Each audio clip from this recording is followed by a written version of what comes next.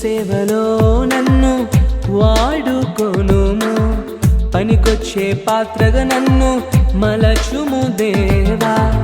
నీ సేవలో నన్ను వాడుకొనుము, పనికొచ్చే పాత్రగా నన్ను మలచుము దేవా.